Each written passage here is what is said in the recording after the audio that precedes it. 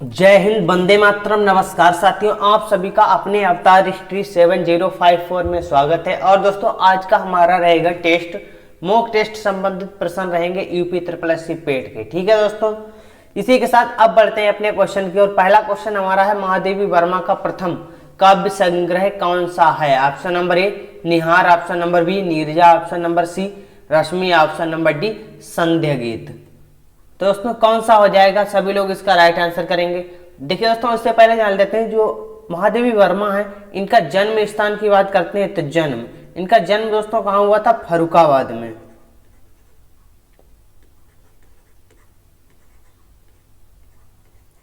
फर्रुखाबाद में हुआ था। ठीक है दोस्तों, कहाँ हुआ था? फर्रुखाबाद में। यूपी का एक जिला है फर्रुखाबाद। ठीक है दोस्तों, अगर हम बात करते हैं कि दोस्तों इन्हें यामा, इनकी रचना एक थी यामा। यामा पर इन्हें दोस्तों क्या ज्ञानपीठ पुरस्कार दिया गया था? ज्ञानपीठ पुरस्कार दिया गया था। कब दिया गया था दोस्तों? ज्ञानपीठ पुरस्कार की अगर हम बात करते हैं तो इन्हें ज्ञानपीठ पुरस्कार दिया गया था 1982 में।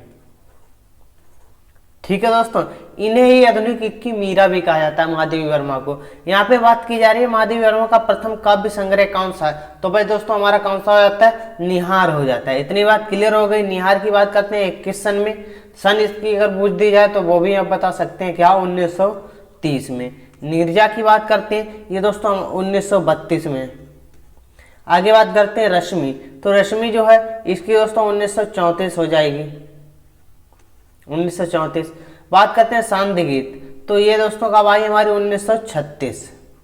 तो यहाँ पे हमारा राइट आंसर क्या है? ऑप्शन नंबर ए। इसी के साथ आगे बढ़ेंगे और अब बात करते हैं क्वेश्चन नंबर 2। क्वेश्चन नंबर 2 हमारा क्या कहता है दोस्तों? क्वेश्चन नंबर 2 कहता है, आज्ञानुपालन का सही संधि विच्छेद कौन सा है? ऑप्शन नंबर ए आज्ञा धन पालन, ऑप्शन नंबर बी बड़ा धन ज्ञानुपालन, ऑप्शन नंबर सी आग धन या पालन, ऑप्शन नंबर डी आज्ञा धन अनुपालन। तो सभी लोग इसका राइट आंसर करेंगे। क्वेश्चन नंबर 2 का राइट आंसर क्या हो जाएगा, ये आप लोगों को बताना है। सभी लोग जल्दी से जल्दी इसका राइट आंसर करें। और दोस्तों इसमें संधि कौन सी है ये भी आप लोग बताएं। देखिए दोस्तों, यहाँ पे अगर हम बात करते हैं आज्ञानुपालन, तो इसका हमारा सही संधि विच्छेद क्या हो जाएगा? ऑप्शन नंबर डी आज्ञाधन अनुपालन। इसमें अगर हम संधि की बात करते हैं तो संधि इसमें कौन सी हमारी हो जाएगी? दीर्घ संधि हो जाएगी। इतनी बात क्लियर हो गई दोस्तों। ये जान लेते हैं संधि कहते किसे हैं। संधि दोस्तों किसे कहते हैं? मेल या जोड़ को संधि कहते हैं। इतनी बात क्लियर हो गई। यहाँ पे हमारी कौन सी संधि है? दीर्घ स्वर संधि है। तो ऑप्शन नंबर डी बिल्कुल राइट आंसर है। इसी के साथ आगे बढ़ेंगे। बात करते हैं क्वेश्चन नंबर 3, हिंदी साहित्य के लिए प्रथम व्यास सम्मान किन्हें प्राप्त हुआ? Option number A Ramchandra Shukla, option number B Dharamvir Bharati, option number C Shiv Prasad Singh, option number D Ramvilas Sharma. तो क्वेश्चन नंबर 3 का हमारा राइट आंसर क्या हो जाएगा, यह आप लोगों को बताना है। देखिए दोस्तों, यहाँ पे प्रथम व्यास सम्मान की बात की जा रही है, तो दोस्तों किसे दिया गया था? रामविलास शर्मा जी को प्रथम व्यास सम्मान दिया गया था। कब दिया गया था दोस्तों? इन्हें दिया गया था 1991 में।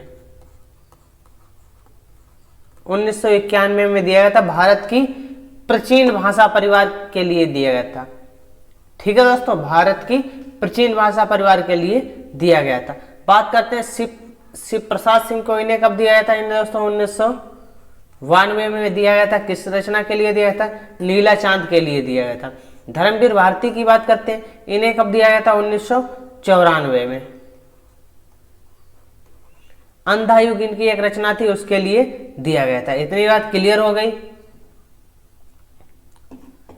ठीक है दोस्तों, इसी के साथ आगे बढ़ेंगे और बात करते हैं क्वेश्चन नंबर 4, वासी। क्या दोस्तों वासीकरण में कौन सा समास है? ऑप्शन नंबर ए तत्पुरुष, ऑप्शन नंबर बी दिगु, ऑप्शन नंबर गा कर्मधारय, ऑप्शन नंबर घा बहुब्रीहि। तो सभी लोग इसका राइट आंसर करेंगे क्वेश्चन नंबर 4 का। देखिए दोस्तों, यहाँ पे अगर बात करते हैं वासीकरण, तो वासीकरण में हमारा कौन सा दोस्तों समास हो जाएगा? तत्पुरुष समास हो जाएगा। क्या दोस्तों? तत्पुरुष समास हमारा इसमें हो जाएगा। और दोस्तों तत्पुरुष में क्या होता है? उत्तर पद प्रधान होता है। इसमें क्या होता है? उत्तर पद प्रधान होता है। दिग में भी उत्तर पद प्रधान होता है, लेकिन इसमें दोस्तों क्या होता है? पहला पद हमारा जो है दिग में वह संज्ञावाची होता है। कर्मधारय में हमारा दोस्तों क्या होता है? उत्तर पद प्रधान होता है। ठीक है दोस्तों, बहुब्रीहि में क्या होता है? इसमें दोनों पद अप्रधान होते, कोई तीसरा पद होता है, यानी कि तीसरा पद वह हमारा क्या होगा, प्रधान। यहाँ पे वाशीकरण में हमारा तत्पुरुष समास होगा। इसी के साथ आगे बढ़ेंगे और अब बात करते हैं क्वेश्चन नंबर 5। क्या दोस्तों, वयोवृद्धि संधि, वयोवृद्धि का संधि विग्रह है। ऑप्शन नंबर ए वयो धन वृद्ध, ऑप्शन नंबर बी वय धन अवृद्ध, ऑप्शन नंबर सी वया धन वृद्ध, ऑप्शन नंबर डी वय धन वृद्ध। तो सभी लोग इसका राइट आंसर करेंगे क्वेश्चन नंबर 5 का। जल्दी से जल्दी सभी लोग इसका राइट आंसर बताएंगे। देखिए दोस्तों, यहाँ पे अगर हम बात करते हैं, इसमें अगर हम संधि की बात करते हैं तो संधि दोस्तों यहाँ पे हमारी क्या आ जाएगी, ऑप्शन नंबर डी बिल्कुल राइट आंसर है, वय धन वृद्ध। इसमें संधि हमारी कौन सी आ जाएगी दोस्तों, विसर्ग, विसर्ग संधि हो जाएगी। कौन सी, विसर्ग संधि। यहाँ पे दोस्तों ये विसर्ग लग जाता है तो यहाँ पे हमारी क्या आ जाएगी, विसर्ग संधि। इसी के साथ आगे बढ़ेंगे, बात करते हैं क्वेश्चन नंबर 6। क्या दोस्तों, अनयास अनन्यास में कौन सा समास है। ऑप्शन नंबर ए तत्पुरुष, ऑप्शन नंबर बी द्वंद्व, ऑप्शन नंबर सी द्विगु, ऑप्शन नंबर घा अव्ययभाव। तो क्वेश्चन नंबर 6 का हमारा राइट आंसर क्या हो जाएगा, ये सभी लोग बताएंगे। देखिए दोस्तों, अनायास, अनायास की अगर हम समास की बात करते हैं तो इसमें हमारा कौन सा समास हो जाएगा दोस्तों, अव्ययभाव समास हो जाएगा। ठीक है दोस्तों, इसी के साथ आगे बढ़ेंगे और बात करते हैं क्वेश्चन नंबर 7। निम्न शब्द का पर्यायवाची शब्द बताइए। देवता का पर्यायवाची आप लोगों को यहाँ पे बताना है, तो क्या हो जाएगा। सभी लोग क्वेश्चन नंबर 7 का राइट आंसर करें। ऑप्शन नंबर ए मधुमती, ऑप्शन नंबर बी देवेंद्र, ऑप्शन नंबर सी इंदु, ऑप्शन नंबर डी अमर। दोस्तों देवता का हमें यहाँ पे बताना है पर्यायवाची। देखिए दोस्तों, यहाँ पे मधुमती का अगर पर्यायवाची की बात करते तो क्या हो जाएगा, पुरदारा हो जाएगा, पुष्प गर्वा हो जाएगा। ठीक है दोस्तों, और क्या हो जाएगा, भागीरथी हो जाएगा, महाभद्रा हो जाएगा। उसके बाद बात करते हैं देवेंद्र। देवेंद्र की बात करते हैं, ये किसका है, सुरपति, अमरपति, देवराज, सुरेंद्र। ये दोस्तों इंद्र का हो जाता है। इंदु की अगर पर्याय की बात करते हैं तो चांद हो जाएगा, चंद्रमा। ठीक है दोस्तों, शशि, राकेश, ये किसके, इंदु के। बात करते हैं देवता जो है ये दोस्तों किसका हो जाएगा, अमर का पर्यायवाची हो जाएगा। ऑप्शन नंबर डी बिल्कुल राइट आंसर है। इसी के साथ आगे बढ़ेंगे और बात करते हैं क्वेश्चन नंबर 8। उसने उसे छल से पराजित किया। इसमें दोस्तों में क्या, छल से में कौन सा कारक है। ऑप्शन नंबर ए कर्ता, ऑप्शन नंबर बी कर्ण, ऑप्शन नंबर सी अपादान, ऑप्शन नंबर डी कर्म। तो क्वेश्चन नंबर 8 का हमारा राइट आंसर क्या हो जाएगा, यह आपको बताना है। इसी के साथ दोस्तों जान लेते हैं हमारे कारक चिन्ह होते कितने हैं। कारक, देखिए दोस्तों हमारे कारक की अगर बात करते हैं तो कारक क्या होते हैं, पहली बार जान लेते हैं। इसमें दोस्तों कर्ता, कर्ता में क्या होता है, कर्ता ने हो जाएगा। और दोस्तों कर्ण से के द्वारा आता है हमारा कर्ण द्वारा। किसी साधन की बात की जा रही है तो वहां पे हमारा क्या जाएगा, कर्ण कारक। अपादान से होता है, इसमें भी से होता है इसमें, लेकिन दोस्तों इसमें कब होता है, अलग, अलगाव की स्थिति में होता है। कर्म, कर्म की बात करते हैं, कर्म में दोस्तों क्या होता है, कर्म को। तो दोस्तों ये हमारे कितने हो जाते हैं, 4 यहाँ पे हो जाते हैं। कुल दोस्तों हमारे कितने होते हैं, 8। अब हमारे कौन कौन से बचते हैं, देखिए दोस्तों एक हमारा बचता है संप्रदान। संप्रदान कारक की बात करते हैं, संप्रदान के लिए इसका होता है कारक चिन्ह के लिए। ठीक है दोस्तों, संप्रदान के बाद हमारा बचेगा अधिकरण। अधिकरण में दोस्तों इसके कारक चिन्ह क्या होते हैं, में पर। इतनी बात क्लियर हो गई। उसके बाद में दोस्तों संप्रदान हो गया, अधिकरण हो गया। अब दोस्तों आएगा हमारा क्या, संबंध। संबंध में बात करते हैं तो इसके कारक चिन्ह क्या होते हैं, इसके कारक चिन्ह होते हैं दोस्तों का, की, रा, री, ये होते हैं। अब एक और मेरा बचता है दोस्तों क्या है, संबोधन। संबोधन कारक, तो इसमें हमारे कारक चिन्ह क्या होते हैं, हे। और दोस्तों इसमें इसका एक क्या होता है, ये लग जाता है संबोधन का, हे, अरे, इस प्रकार के इसमें आते हैं। ठीक है दोस्तों, तो कुल कितने हमारे कारक चिन्ह होते हैं, 8। यहाँ पे वो जाता है उसने उसे छल से पराजित किया। तो दोस्तों यहाँ पे हमारा राइट आंसर क्या आ जाएगा, छल के द्वारा पराजित किया। तो यहाँ पे हमारा राइट आंसर क्या हो जाएगा, ऑप्शन नंबर बी करण। इसी के साथ आगे बढ़ेंगे और बात करते हैं क्वेश्चन नंबर 9। किस रचना पर ज्ञानपीठ पुरस्कार प्राप्त नहीं हुआ है? Option number A Bharat Bharati, option number B Yama, option number C Urvashi, option number D Chidambara. तो दोस्तों यहाँ पे अगर बात करते हैं क्वेश्चन नंबर 9, तो क्वेश्चन नंबर 9 में किस रचना पर ज्ञानपीठ पुरस्कार प्राप्त नहीं हुआ? तो भाई दोस्तों हमारी कौन सी रचना हो जाती है, भारत भारती। दोस्तों भारत भारती रचना किसकी है? मैथिली शरण गुप्त जी की रचना है।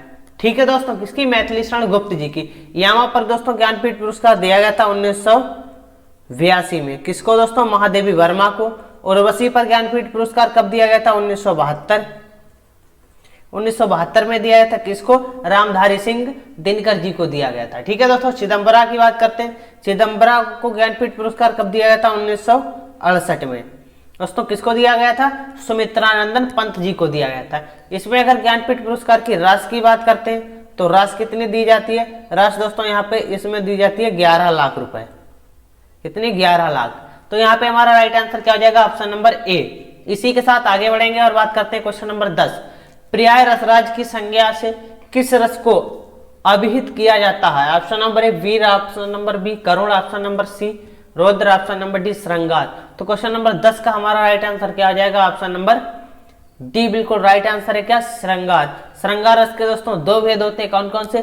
संयोग श्रृंगार और वियोग श्रृंगार। संयोग श्रृंगार का मतलब क्या होता है दोस्तों? जब कोई प्रेमी या प्रेमिका मिलते हैं तो उसे संयोग कहते हैं, जब कोई बिछड़ता है तो उसे क्या कहते हैं? वियोग।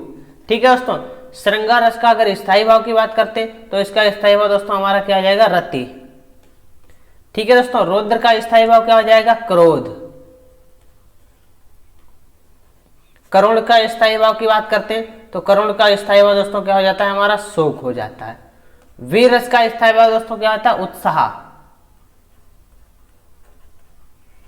इतनी बात क्लियर हो गई। तो यहाँ पे हमारा राइट आंसर क्या है? Option number D. इसी के साथ आगे बढ़ेंगे और अब बात करते हैं क्वेश्चन नंबर 11। परोपकार शब्द में कौन सा उपसर्ग है? ऑप्शन नंबर ए परो, ऑप्शन नंबर बी फर, ऑप्शन नंबर सी उपकार, ऑप्शन नंबर डी परोप। तो क्वेश्चन नंबर 11 का हमारा राइट आंसर क्या हो जाएगा? देखिए दोस्तों, यहाँ पे अगर हम इसका पहले अगर हम संधि विच्छेद करते हैं परोपकार का, तो इसका संधि विच्छेद क्या हो जाएगा? परधन उपकार। उपकार, ये दोस्तों इसका क्या आ जाएगा? संधि विच्छेद। यहाँ पे दोस्तों जो पर है ये हमारा क्या हो जाता है? उपसर्ग हो जाता है, और उपकार ये हमारा क्या हो जाता है? मूल शब्द। तो यहाँ पे हमारा राइट आंसर क्या हो जाएगा? ऑप्शन नंबर वी, ये बिल्कुल राइट आंसर है। इसी के साथ आगे बढ़ेंगे और अब बात करते हैं क्वेश्चन नंबर 12। कीर्तिलता। कीर्तिलता किस भाषा की रचना है? Option number A Magahi, option number B Maithili, option number C Apabhramsha, option number D खड़ी बोली। तो क्वेश्चन नंबर 12 का सभी लोग राइट आंसर करेंगे। देखिए दोस्तों, यहाँ पे अगर हम बात करते हैं किसकी? कीर्तिलता किस भाषा की रचना है, तो ये दोस्तों हमारी किसकी हो जाती है?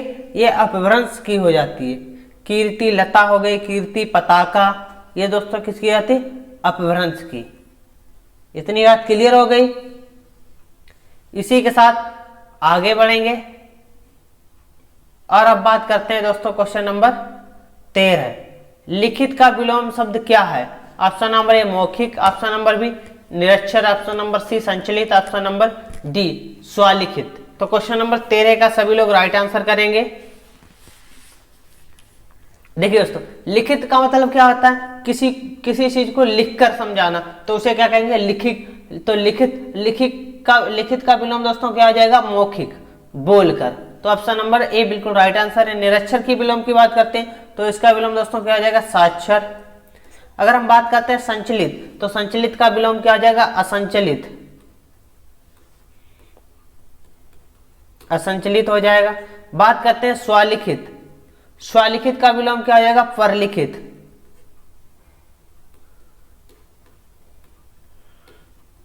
परलिखित का मतलब किसी और द्वारा लिखा, स्वलिखित यानी कि स्वयं लिखा हुआ। ठीक है दोस्तों, इसी के साथ आगे बढ़ते हैं। बात करते हैं क्वेश्चन नंबर 14। मुख्य क्रिया के अर्थ को स्पष्ट करने वाली क्रिया गोली मारना को क्या कहते हैं? ऑप्शन नंबर ए नामबोधक क्रिया, ऑप्शन नंबर बी प्रेरणार्थक क्रिया, ऑप्शन नंबर सी नामधात क्रिया, ऑप्शन नंबर डी सहायक क्रिया। क्वेश्चन नंबर 14 का हमारा राइट आंसर क्या हो जाएगा? देखिए दोस्तों, गोली मारना, तो इसका हमारा क्या आ जाएगा? ये हमारी कैसी क्रिया हो जाएगी? नामबोधक क्रिया हो जाएगी। इतनी क्लियर हो गई। प्रेरणार्थक क्रिया की बात करते हैं तो क्या? दिलवाना, लिखवाना, पढ़वाना, ये हमारी क्या होती है? प्रेरणार्थक क्रिया। नामधात क्रिया की बात करते हैं तो एक हो जाती चिकनाना, हथियाना, लतियाना, ये नाम धातु में जाएंगे। बात करते हैं सहायक क्रिया, तो सहायक क्रिया क्या है, पिताजी अखबार पढ़ चुके हैं, ये हमारी किस में जाएंगी, सहायक में। तो यहाँ पे हमारा राइट आंसर क्या है, ऑप्शन नंबर ए। इसी के साथ आगे बढ़ेंगे और अब बात करते हैं क्वेश्चन नंबर 15। सूरदास की कीर्तियों की भाषा कौन सी है, option number A Maithili, option number B Sadhukkadi, option number C Braj, option number D Awadhi. दोस्तों सूरदास की कीर्तियों की भाषा की बात करते हैं तो सूरदास की दोस्तों कीर्तियां किस भाषा में लिखी गई हैं, तो भाई दोस्तों हमारी कौन सी हो जाती है, ब्रज में लिखी गई है। किन सी, ब्रज भाषा, क्योंकि ये कृष्ण जी के भक्त थे। ठीक है दोस्तों, और सूरदास की बात करते हैं, ये सगुण भक्त के कृष्णासराही शाखा के कवि थे। कौन, सूरदास। इनकी रचनाओं की अगर बात करते हैं तो रचनाएं इनकी बहुत ही महत्वपूर्ण है। कौन कौन सी है, सूरदास, सूरसागर, भ्रमण गीत, सूरसावली, ये किसकी हो जाती है, सूरदास की। तो ऑप्शन नंबर सी बिल्कुल राइट आंसर है। इसी के साथ आगे बढ़ेंगे और बात करते हैं क्वेश्चन नंबर 16। मैंने आहुति बनकर देखा, यह प्रेम यज्ञ की ज्वाला है, यह उक्त किस रचनाकार की है, option number A Suryakant Tripathi Nirala, option number B Mahadevi Verma, option number C Jaishankar Prasad, option number D Agyeya. तो क्वेश्चन नंबर 16 का हमारा राइट आंसर क्या हो जाएगा, सभी लोग इसका राइट आंसर करेंगे। देखिए दोस्तों यहाँ पे हमारा राइट आंसर क्या हो जाएगा, ऑप्शन नंबर डी अज्ञेय जी की। ये अज्ञेय जी की रचना है। शेखर एक जीवनी, ये भी दोस्तों अज्ञेय जी की हो जाती है। अज्ञेय जी की अगर हम बात करते हैं तो इन्हें दोस्तों साहित्य अकादमी पुरस्कार दिया जा चुका है। क्या दोस्तों, साहित्य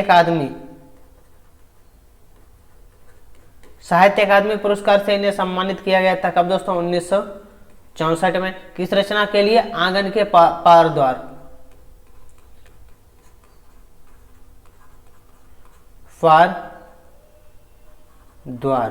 इसके लिए इन्हें दोस्तों दिया गया था। बात करते हैं अज्ञेय जी की, तो अज्ञेय जी को दोस्तों ज्ञानपीठ भी दिया जा चुका है। ज्ञानपीठ पुरस्कार दोस्तों कब दिया गया था, ये दोस्तों दिया गया था इन्हें 1978 में। 78 में दिया गया था। कितनी नावों में कितनी बार, रचना इनकी थी कितनी नावों में कितनी बार।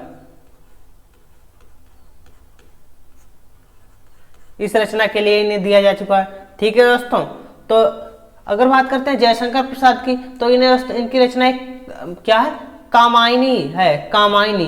तो उस पर इन्हें मंगला प्रसाद पुरस्कार दिया जा चुका है। अब महादेवी वर्मा को दोस्तों हम बता चुके हैं, इन्हें यामा पर ज्ञानपीठ पुरस्कार दिया जा चुका है। ठीक है दोस्तों, तो यहाँ पे हमारा राइट आंसर क्या आ जाएगा, ऑप्शन नंबर डी। इसी के साथ आगे बढ़ेंगे और अब बात करते हैं क्वेश्चन नंबर 17। सर्वोपरि का सही संधि विच्छेद कौन सा है, ऑप्शन ए सर्वधन ऊपर, ऑप्शन नंबर बी सर्वधन ऊपरी, ऑप्शन नंबर सी सर्वधन ऊपरी, साधन ऊपरी, ऑप्शन नंबर डी क्या दोस्तों, सर्वोधन परी। तो यहाँ पे हमारा राइट आंसर क्या आ जाएगा, क्वेश्चन नंबर 17 का। देखिए दोस्तों क्वेश्चन नंबर 17 के अगर हम राइट आंसर की बात करते हैं तो यहाँ पे हमारा राइट आंसर क्या हो जाएगा, देखिए दोस्तों सर्वधन ऊपरी, ऑप्शन नंबर इसका दोस्तों क्या हो जाएगा, सर्वधन ऊपरी। ये इसका दोस्तों संधि विच्छेद हो जाएगा, सर्वधन ऊपरी। तो ऑप्शन नंबर ए बिल्कुल राइट आंसर हो जाएगा, सर्वधन ऊपरी। ठीक है दोस्तों, इसमें अगर हम संधि की बात करते हैं तो संधि इसमें हमारी कौन सी हो जाती है, गुण स्वर संधि हो जाती है, गुण स्वर संधि। इतनी बात क्लियर हो गई। इसी के साथ आगे बढ़ेंगे और बात करते हैं क्वेश्चन नंबर 18। दोस्तों ये हमारा दोबारा क्वेश्चन रिपीट हो गया है, तो इसमें हमारा राइट आंसर क्या है, ऑप्शन नंबर डी अज्ञेय। इसी के साथ आगे बढ़ते हैं और अब बात करते हैं क्वेश्चन नंबर 19। डॉक्टर साहब कितनी देर में आएंगे, इस वाक्य में किस प्रकार के क्रिया विशेषण का प्रयोग हुआ है, ऑप्शन नंबर ए स्थान, ऑप्शन नंबर बी कालवाचक, ऑप्शन नंबर सी रीतिवाचक, ऑप्शन नंबर डी परिमाणवाचक। तो क्वेश्चन नंबर 19 का हमारा राइट आंसर क्या हो जाएगा, सभी लोग इसका राइट आंसर करेंगे। देखिए दोस्तों यहाँ पे अगर हम बात करते हैं डॉक्टर साहब कितनी देर में आएंगे, कितनी, तो दोस्तों यहाँ पे जो है वह हमारा क्या आ जाएगा, काल, देर, वाद, ये दोस्तों हमारे क्या है, काल का बोध कराते हैं। ठीक है दोस्तों, तो ये हमारे क्या आ जाएंगे, कालबोधक, कालवाचक में जाएगा। ठीक है दोस्तों, इतनी बात क्लियर हो गई। यहीं से अगर जान लेते हैं दोस्तों संज्ञा, संज्ञा के भेद कितने होते हैं? 5। ठीक है दोस्तों, आपको कुछ दोस्तों बताते चलते हैं। यहाँ पे संज्ञा के भेद, संज्ञा के भेद दोस्तों 5 होते हैं। इसी के साथ जान लेते हैं सर्वनाम के भेद। सर्वनाम के भेदों की बात करते हैं तो 6 होते हैं। ठीक है दोस्तों, और विशेषण के भेद कितने होते हैं? विशेषण के भेद बात करते हैं तो विशेषण के 4 होते हैं। ठीक है दोस्तों, क्रिया के मुख्य भेद कितने होते हैं? क्रिया के जो दोस्तों मुख्य भेद होते हैं, मुख्य भेदों की अगर बात की जाए तो मुख्य भेद दोस्तों कितने होते हैं? 5 होते हैं। अगर दोस्तों रचना के आधार पर क्रिया के भेदों की बात करते हैं, रचना के आधार पर क्रिया के भेद, तो दोस्तों कितने हो जाते हैं? 2। इतनी बात क्लियर हो गई। क्रिया विशेषण के दोस्तों कितने भेद होते हैं? क्रिया विशेषण के कितने? 4 भेद होते हैं। कौन कौन से? स्थान, काल, परिमाण और रीतिवाचक।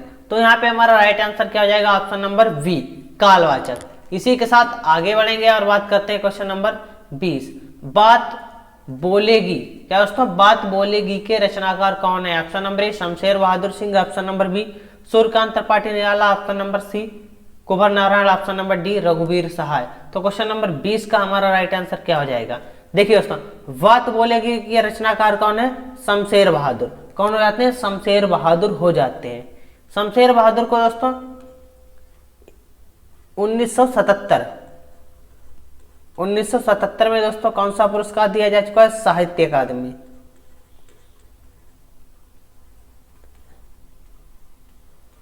साहित्य अकादमी दिया जा चुका है। ठीक है दोस्तों, आगे बात करते हैं सूर्यकांत त्रिपाठी निराला जी की। तो इन्हें दोस्तों अनामिका इनकी रचना हो जाती है, कुकुरमुत्ता, अप्सरा, ये किसकी होते हैं? सूर्यकांत त्रिपाठी निराला। कुंवर नारायण की बात करते हैं, बहुत इंपॉर्टेंट है। इन्हें दोस्तों एक को व्यास सम्मान दिया जा चुका है,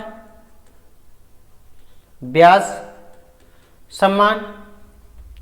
और दोस्तों ज्ञानपीठ पुरस्कार भी इनको दिया जा चुका है, ज्ञानपीठ भी।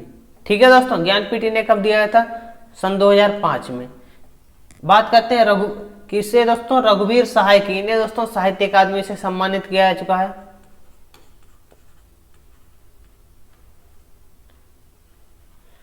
साहित्य अकादमी पुरस्कार से सम्मानित किया जा चुका है। तो यहाँ पे हमारा राइट आंसर क्या आ जाएगा? ऑप्शन नंबर ए। इसी के साथ आगे बढ़ेंगे और अब बात करते हैं क्वेश्चन नंबर 21। आज मुझे बहुत काम है, इस वाक्य में बहुत किस प्रकार का विशेषण है? ऑप्शन नंबर ए परिमाणवाचक विशेषण, ऑप्शन नंबर बी संख्यावाचक विशेषण, ऑप्शन नंबर सी गुणवाचक विशेषण, ऑप्शन नंबर डी सर्वनामिक विशेषण। तो यहाँ पे क्वेश्चन नंबर 21 का हमारा राइट आंसर क्या हो जाएगा? देखिए दोस्तों, बहुत। क्या है दोस्तों? आज मुझे बहुत काम है। तो यहाँ पे दोस्तों हमारा क्या आ जाएगा? परिमाणवाचक क्रिया विशेषण हो जाएगी। इतनी बात क्लियर हो गई। विशेषण के दोस्तों 4 भेद होते हैं। कौन कौन से? गुणवाचक, संख्यावाचक, सर्वनामिक और परिमाणवाचक। कितने होते हैं? 4 होते हैं। यहाँ पे दोस्तों अगर परिमाणवाचक की बात करते हैं तो इसके भी दोस्तों 2 भेद होते हैं। कितने? 2। अनिश्चित परिमाणवाचक, अनिश्चित परिमाण, और दोस्तों क्या हो जाएगा? निश्चित परिमाण।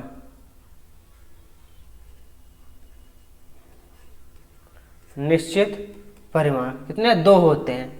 ठीक है दोस्तों, तो यहाँ पे हमारा राइट आंसर क्या आ जाएगा? ऑप्शन नंबर ए। इसी के साथ आगे बढ़ेंगे और बात करते हैं क्वेश्चन नंबर 22। यह मेरी पुस्तक है, इस वाक्य में कौन सा कारक है? ऑप्शन नंबर ए संबंध कारक, ऑप्शन नंबर बी अधिकरण कारक, ऑप्शन नंबर सी अपादान कारक, ऑप्शन नंबर डी संप्रदान कारक। तो यहाँ पे दोस्तों क्या है? यह मेरी पुस्तक है। मेरी दोस्तों क्या है? री।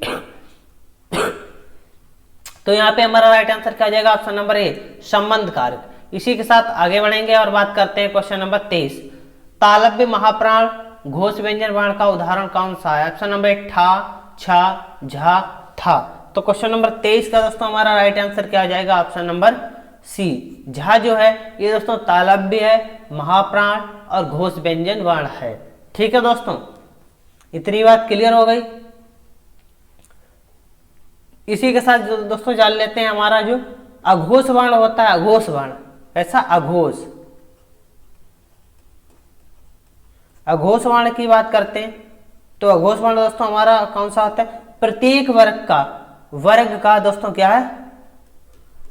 वर्ग का जो दोस्तों हमारा पहला और दूसरा वर्ण होता है वह हमारा क्या होता है? अघोष। अगर सघोष की बात करते हैं, सघोष में दोस्तों क्या होता है? जो हमारा वर्ण का तीसरा, चौथा और पांचवा, ये हमारे क्या होते हैं? सघोष। महाप्राण की बात करते हैं दोस्तों, महाप्राण, महाप्राण व्यंजन वर्ण की, तो इसमें दोस्तों क्या होता है? प्रत्येक वर्ग का दोस्तों क्या होता है? दूसरा और चौथा हमारा क्या होता है? महाप्राण। इतनी बात क्लियर हो गई। बात करते हैं अल्प प्राण।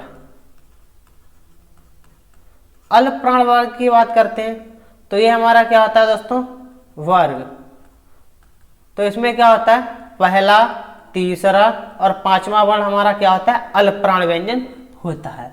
तो यहाँ पे हमारा राइट आंसर क्या हो जाएगा? Option number C, Jha. इसी के साथ आगे बढ़ेंगे और बात करते हैं क्वेश्चन नंबर 24। छठा विश्व हिंदी सम्मेलन कहाँ संपन्न हुआ था? Option number A New Delhi Bharat, option number B ports of Spain Trinidad, option number C Port Louis Mauritius, option number D London Britain. तो क्वेश्चन नंबर 24 का हमारा राइट आंसर क्या हो जाएगा? ये सभी लोग बताएंगे। देखिए दोस्तों, अगर हम छठा विश्व हिंदी सम्मेलन की बात करते हैं तो भाई हमारा कहाँ हुआ था दोस्तों? लंदन ब्रिटेन में हुआ था। दोस्तों कब से कब तक हुआ था? ये दोस्तों हमारा हुआ था 14 से 18 सितंबर, 18 सितंबर में। दोस्तों कब हुआ था? यह दोस्तों हमारा हुआ था 1999 में। इतनी बात क्लियर है, कब? 1999 में हुआ था। और पोर्ट लुइस मॉरिशस की बात करते हैं तो यहां दोस्तों हमारा चौथा हुआ था, चौथा हुआ था। और दोस्तों कब हुआ था? 2 से 4 दिसंबर, 4 दिसंबर कब हुआ था? 1993 में। बात करते हैं पोर्ट्स ऑफ स्पेन, तो यहां दोस्तों कब हुआ था? यहां हमारा हुआ था पांचवा हुआ था।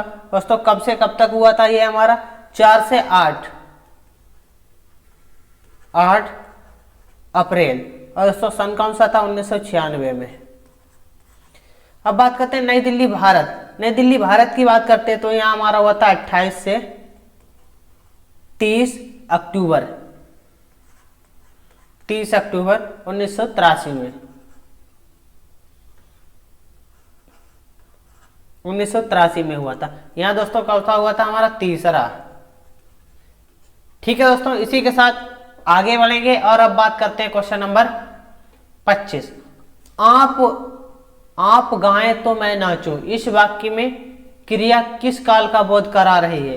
हेतु हेतु मध्य भविष्य, ऑप्शन नंबर बी हेतु मध्य भूत, ऑप्शन नंबर सी अपूर्ण वर्तमान, ऑप्शन नंबर डी सामान्य वर्तमान। क्वेश्चन नंबर 25 का हमारा राइट आंसर क्या हो जाएगा?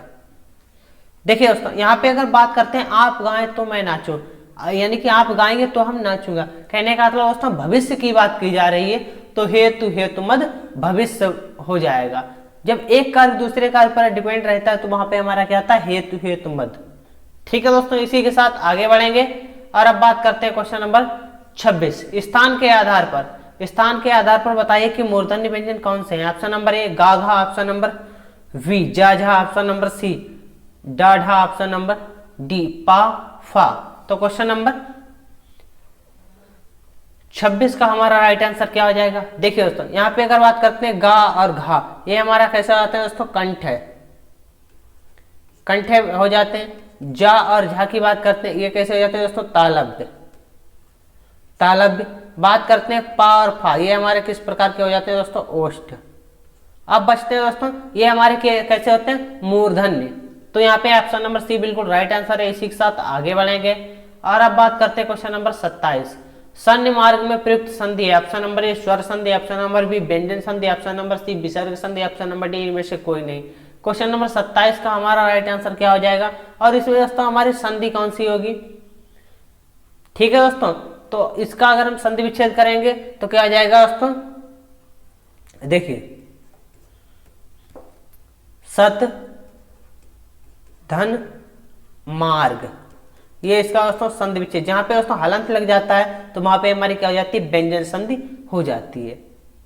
ठीक है दोस्तों, इसी के साथ आगे बढ़ेंगे और बात करते हैं क्वेश्चन नंबर 28। हिंदी साहित्य का 9वां रस कौन सा है? बहुत ही इंपॉर्टेंट क्वेश्चन है दोस्तों। ऑप्शन नंबर ए वात्सल्य, ऑप्शन नंबर बी भक्ति, ऑप्शन नंबर सी शांत, ऑप्शन नंबर डी करुण। तो क्वेश्चन नंबर 28 का हमारा राइट आंसर क्या हो जाएगा, यह आपको बताना है। देखिए दोस्तों, यहाँ पे अगर हम बात करते हैं भरत मुनि ने रसों की संख्या कितनी मानी है? किसने? भरत मुनि के अनुसार रस, भरत मुनि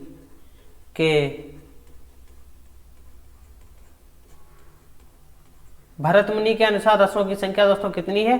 8 मानी है उन्होंने। ठीक है दोस्तों, अब यहाँ पे दोस्तों एक क्वेश्चन हमारा और बनता है, 9वां रस कौन सा है? यही तो क्वेश्चन पूछा गया, 9वां रस बहुत ही बार परीक्षा में आ चुका है।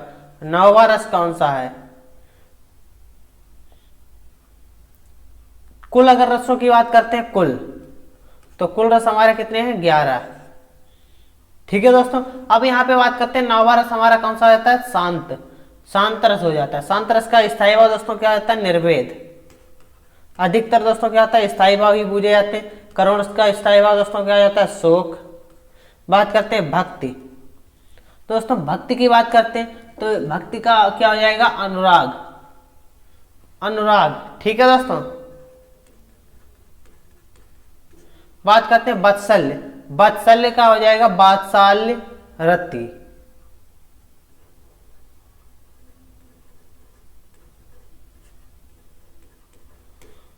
तो यहाँ पे हमारा राइट आंसर क्या है? ऑप्शन नंबर सी शांत रस। इसी के साथ आगे बढ़ते हैं और अब बात करते हैं क्वेश्चन नंबर 29। अष्टचाप के सर्वश्रेष्ठ भक्त कवि के रूप में का नाम लिया जाता है? Option number A Kumbhan Das, option number A Surdas, option number C Parmanand Das, option number D Krishnadas. तो क्वेश्चन नंबर 29 का हमारा राइट आंसर क्या हो जाएगा? देखिए दोस्तों, यहाँ पे अगर हम बात करते हैं सबसे सर्वश्रेष्ठ कौन है? सूरदास जी माने जाते हैं। ये दोस्तों चारों लोग किसके शिष्य थे?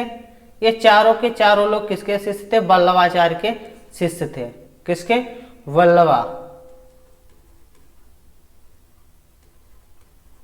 वल्लभाचार्य जी के शिष्य थे। बात करते हैं दोस्तों किसके? गोस्वामी विट्ठलनाथ के शिष्य कौन थे? तो इनके हो जाते हैं दोस्तों गोविंद, गोविंद स्वामी, और कौन हो जाते हैं? नंददास, गोविंद स्वामी, नंददास, छति स्वामी, छीत स्वामी है। ठीक है दोस्तों, और कौन हो जाते हैं? चतुर्भुज दास।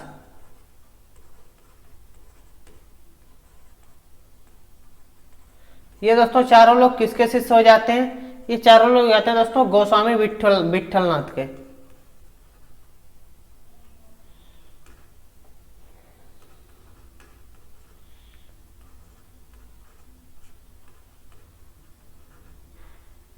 गोस्वामी विट्ठलनाथ जी के शिष्य हो जाते हैं।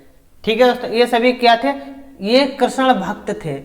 सभी लोग कैसे थे? कृष्ण जी के भक्त थे। तो यहाँ पे हमारा राइट आंसर क्या हो जाएगा? Option number B. इसी के साथ आगे बढ़ते हैं क्वेश्चन नंबर 30। जंगम का विलोम होगा? ऑप्शन नंबर ए स्थूल, ऑप्शन नंबर बी स्थावर, ऑप्शन नंबर सी स्थिर, ऑप्शन नंबर डी इनमें से कोई नहीं। तो क्वेश्चन नंबर 30 का हमारा राइट आंसर क्या हो जाएगा, यह आप लोग बताएंगे। देखिए दोस्तों, जंगल का अगर हम बात करते हैं विलोम की, तो जंगल का विलोम क्या हो जाएगा दोस्तों? स्थावर। ऑप्शन नंबर बी बिल्कुल राइट आंसर है। स्थूल का अगर विलोम की बात करते हैं, स्थूल का विलोम दोस्तों क्या हो जाएगा? सूक्ष्म।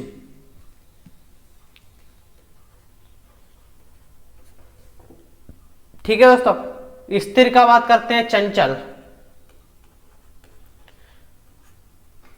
ठीक है दोस्तों, तो यहाँ पे हमारा राइट आंसर क्या हो जाएगा? Option number B. आज की क्लास कैसी लगी सभी लोग कमेंट करके बताएंगे, और 30 में किसके कितने क्वेश्चन सही हुए हैं ये भी कमेंट करके बताएंगे। सभी दोस्तों को मेरी तरफ से जय हिंद, जय